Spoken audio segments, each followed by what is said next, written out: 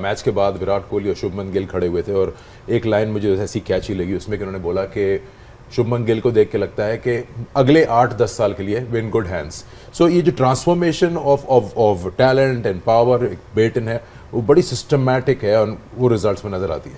देखें उनका सिस्टम आपको बता रहा है। सबसे पहले तो मैं समझता हूँ कि इंडिया को मुबारकबाद देनी चाहिए कि जिस तरीके से उन्होंने एक यहाँ पे क्रिकेट खेली। एज ए फ़ैन हमें बहुत खुशी हुई कि एक अच्छी टीम सब कॉन्टिनेंट की वो डोमिनेट कर रही है because of the good skills. तो उनके सिस्टम की रिफ्लेक्शन है और कुछ भी नहीं है। उनके सिस्टम की राइट वे में राइट प्लानिंग की मैं बात करूँगा और मैं पहले कह चुका हूँ, दोबारा उसको दोहराऊंगा कि India is playing for a cause and that cause was to win ICC trophies. It never happened before that consistently and this bunch of players wanted to do that to inspire new generation and they extremely justifying their talent. क्योंकि जो इनका talent है वो ICC trophy जीतने वाला है white ball cricket में और वो जस्टिफाई कर रहे हैं अपने टैलेंट को कि हम लोग ICC ट्रॉफी जीतेंगे। That gives a strong legacy to the coming generations. Number one, number two, attracts a lot of sponsorship for the right reason. Number three, अगर आप इनकी ओवरऑल इनकी पूरी ग्रोथ की तरफ जाएं तो ये एक कंप्लीट विन है as a team, not as individual. Rohit Sharma ने एज ए लीडरशिप जो भी रोल प्ले कर रहे हैं शानदार है। उनका जो चेंज ऑफ प्लेइंग स्टाइल है ये उनका कभी भी नहीं था, लेकिन he wanted to do that क्योंकि वो जब सेल्फलेस मोड में खेले हैं तो इंडिया की शक्ल बदल गई है, इंडिया के खेलने का स्टाइल बदल गया। 2022 के एशिया कप से ये काम शुरू हुआ है। आप देखें आज तक दे आर विनिंग, सिर्फ एक फाइनल हारे हैं जो इनका they should have win that but नहीं जीत सके। इंडिया के अंदर फाइनल हारे, उसके बाद वेस्ट इंडीज़ में जाके ट्रॉफी जीतते हैं T20 की, ICC चैम्पियंस ट्रॉफी इस मरतबा जीत के दिखाते हैं। तो they playing for a cause और इसमें कोई शक नहीं है कि ये मुझे ज़ाती तौर पर 70s की वेस्ट इंडीज़, लेट 90s से लेके 2015 तक की ऑस्ट्रेलिया और अब की अगर मैं बात करूं तो India is dominating for the right reason क्योंकि इनके स्किल्स की एवोल्यूशन जो है वो ऐसी है कि इनको कंडीशन की मोहताज ये टीम नहीं रही। ये स्टेज देखती है और अपने वेल डिफाइंड रोल को एज ए प्लेयर एग्जीक्यूट करती है फॉर द विनिंग कॉज।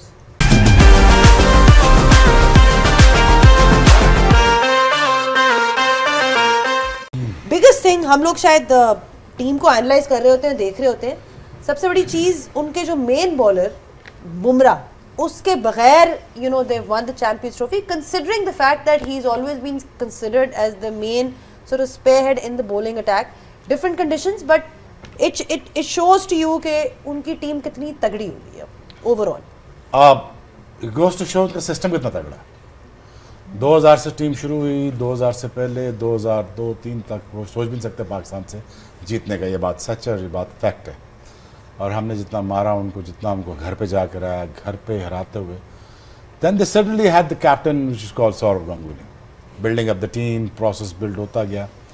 आप उनके कोचेस देखें, मैनुअल देखें, कोचिंग स्टाफ देखें, जो बंदा आया ऐड करता गया। धोनी आया उसने ऐड किया, रवि शास्त्री आया उसने ऐड किया, रॉयल ड्रेविड आया, फिर रोहित शर्मा आया, गौतम आया। सिस्टम ने कहा ये है बेंच, ये है टीम, ये है प्रोग्रेशन और ये है 20 साल की मेहनत।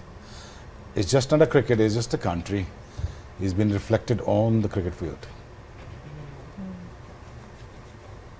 सना, कहाँ गलत साबित हो गए हम दोनों?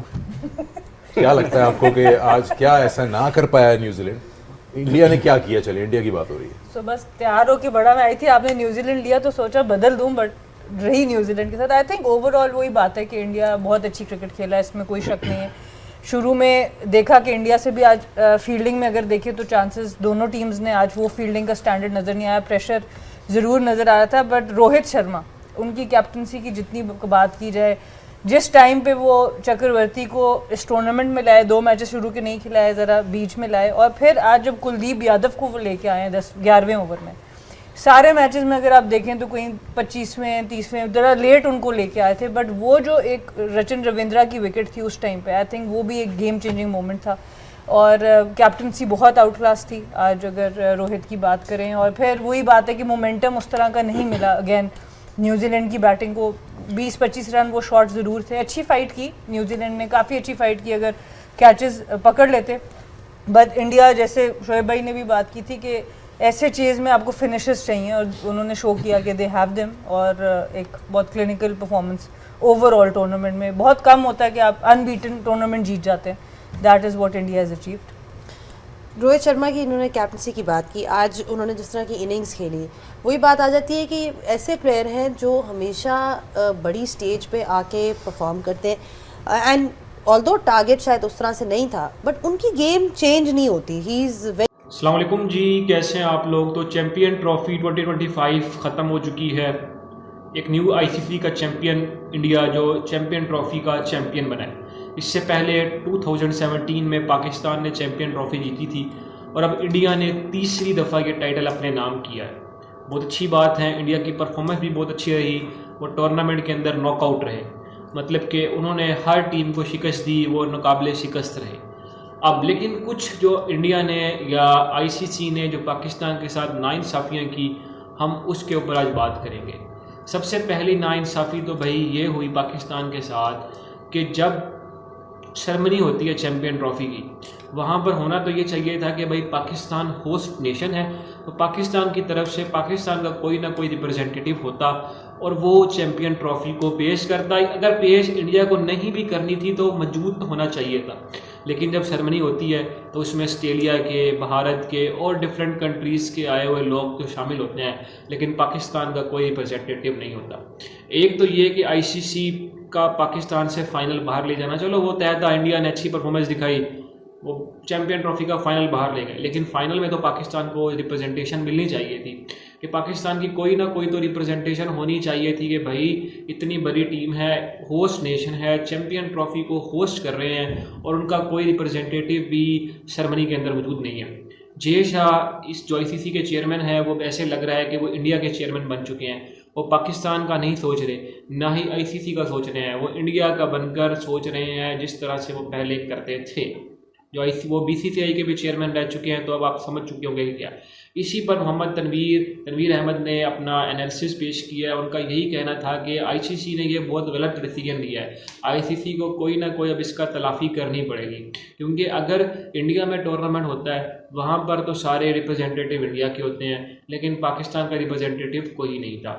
बाकी उन्होंने परफॉर्मेंस में बात की कि भाई इंडिया की टीम अनबीटेबल रही है, वो बहुत अच्छा उनका कॉम्बिनेशन बना हुआ था। उनकी टीम में हार्दिक पांड्या थे, नीचे से अय्यर थे फॉर्म में, राहुल फॉर्म में थे। जसप्रीत बुमराह ना होने के बावजूद भी वो टीम इंडिया फाइनल जीत चुकी है। इसका मतलब ये है कि अगर जसप्रीत बुमराह आ जाएंगे तो ये टीम मतलब कि बीटेबल हो जाएगी, कोई टीम इसको हरा नहीं सकती।